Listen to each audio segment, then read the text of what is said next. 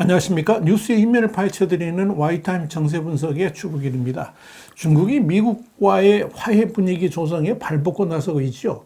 올해 시진핑 3기의 가장 큰 목표가 경제의 회복이 있는 만큼 무엇보다도 미국과의 관계가 중요하기 때문일 겁니다.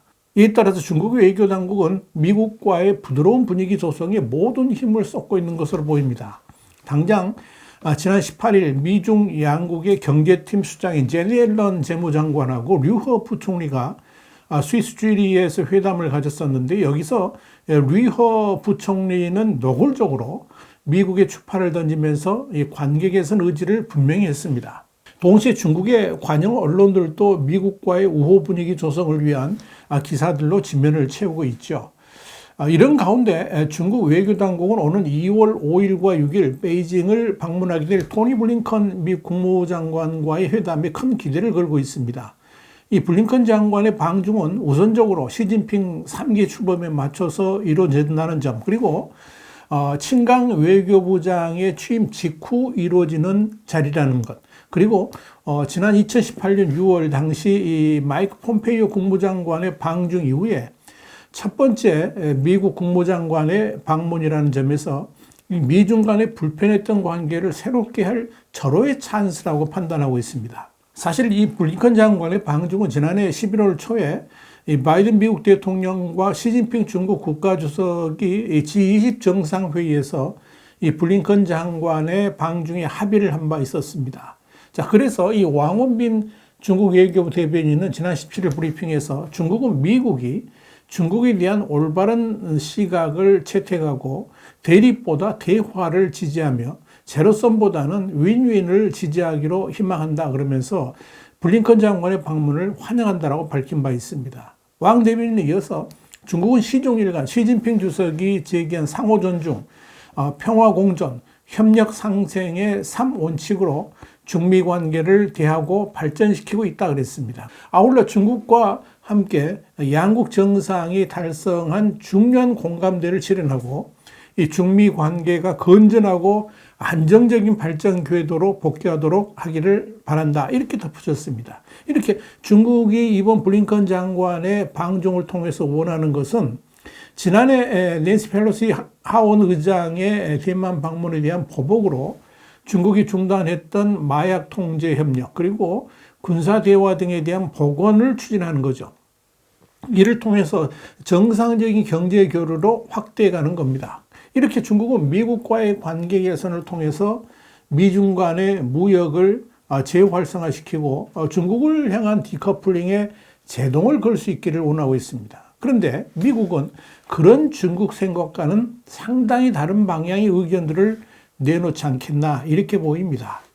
자, 여러분, 흥미로운 것은 이 블링컨 장관의 방중을 며칠 앞둔 시점에서 터져나온 중국 기업의 러시아 지원론입니다. 블룸버그 통신은 23일 중국 국영 기업들이 우크라이나와 전쟁 중인 러시아에 지원을 제공했다고 의심할 정황을 미국 정부가 포착해서 중국 측에 물밑으로 문제를 제기했다라고 보도를 했습니다. 조 바이든 미국 행정부가 최근 이와 관련한 일부 증거를 중국 측에 제시를 하면서 중국 정부가 이런 활동을 사전에 인지했는지 확인하려 시도했다 그랬습니다. 그러면서 중국 측에서 러시아로 건네진 것은 비살상의 군사적, 경제적 지원으로 미국과 서방 동맹국들이 러시아의 우크라이나 침공 이후 부과한 제재 체제를 전면 회피하는 수준에는 이르지 않는 것으로 파악됐다라고 전했습니다.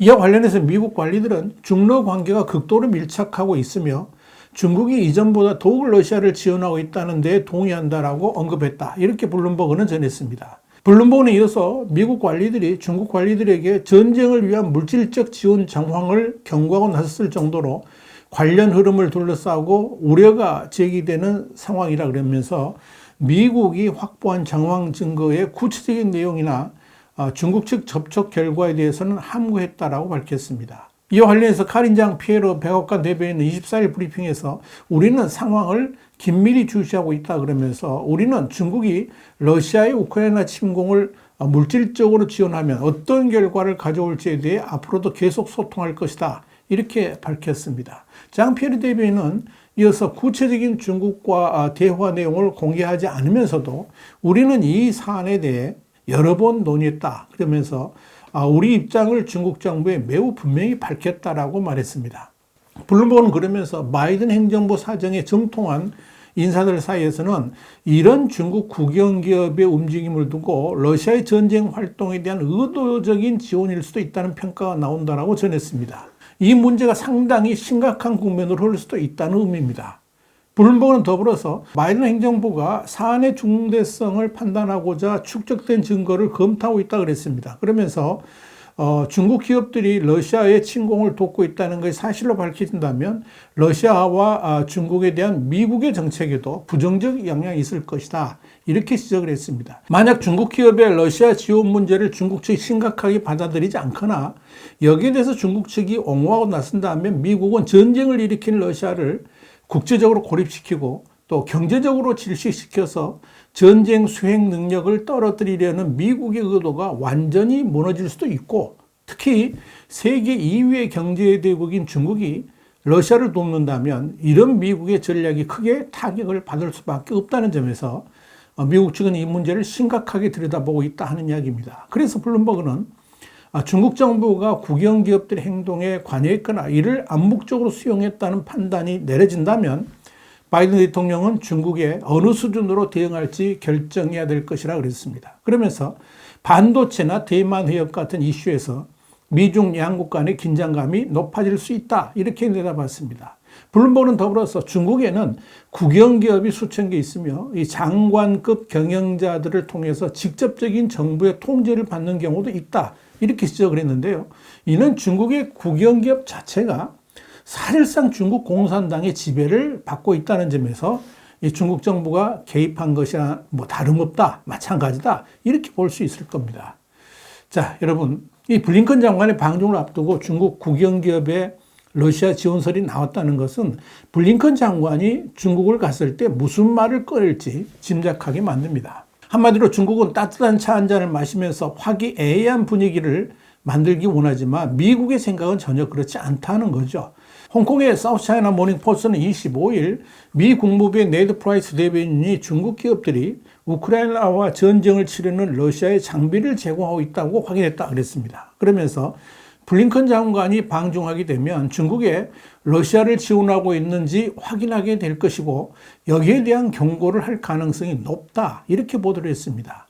미국에서 그러니까 VOA 방송도 21일 미국이 최근 중국에 대해 러시아를 돕지 말라는 경고 메시지를 보냈다라고 보도를 했습니다. VOA는 이어서 미 국방부의 마이클 체이스 중국 담당 부차관보가 17일 중국 국방부의 국제군사협력판공실 송인차오 부주임과 2시간가량 통화했다 그러면서 이 통화에서 미국은 중국에게 러시아에 대한 군사지원 가능성을 경고했다라고 전했습니다. VOA는 그러면서 중국을 수차례 오가는 러시아 수송기에 대한 보도를 언급했다라고 밝혔습니다. 앞서 네드 프라이스 국무부 대변인은 중국이 이 러시아에 대한 안보 지원 여부를 묻는 VOA의 질문에 대해서 새로운 평가가 없다 그러면서 만약 중국이 체계적으로 러시아를 돕고 제재 회피를 한다면 그에 따른 대가를 치르게 될 것이다. 그렇게 말했다고 전했습니다. 결국 토니 블링컨의 베이징 방문에서도 바로 이 러시아를 지원하는 중국 문제가 가장 중요한 현안으로 다뤄질 수밖에 없고요. 만약 중국이 사실대로 인정하지 않는다면 친강 외교부장과 블링컨 장관과의 대화는 강력한 균열로 이어질 수도 있다는 점에서 중국의 대응이 주목됩니다. 물론 이 중국 입장에서는 비살상의 인도적 차원이라고 설명할 수도 있겠지만 모든 것을 위성으로 상세하게 파악하고 있는 미국 측에 어설픈 거짓말을 했다가는 이건 통용되지도 않을 것이라는 점에서 미국 측도 어떻게 여기에 대응하게 될지 눈길을 끕니다. 당연히 미중 간의 경쟁이 충돌로 비화되지 않도록 대화는 하겠지만 블링컨 장관이 분명한 문제점을 제기하게 될 겁니다. 문제는 평소에 중국 외교에서 최강의 전략 외교 전문가로 알려진 친강 부장이 과연 본인의 속성대로 미국과 불같은 이런 충돌을 이야기할지 아니면 극도로 자세를 낮추면서 그럼에도 미국과의 관계 개선을 위한 행동을 취할지, 자, 이게 관전 포인트입니다. 그러나 시진핑 3기가 출범한 올해 중국의 경제적 목표가 워낙 중요하기 때문에 제 아무리 전랑 외교의 대명사를 할지라도 제 성질을 부리지는 못하지 않겠나, 그렇게 예상을 합니다. 자칫 신강의 칼 같은 외교 스타일이 미국 의회의 또 미국 정계의 분노를 일으키는 계기가 된다면 미중 간의 디커플링은 더욱 격화될 수밖에 없기 때문에 그렇습니다. 와이타임 정세 분석이었습니다. 감사합니다.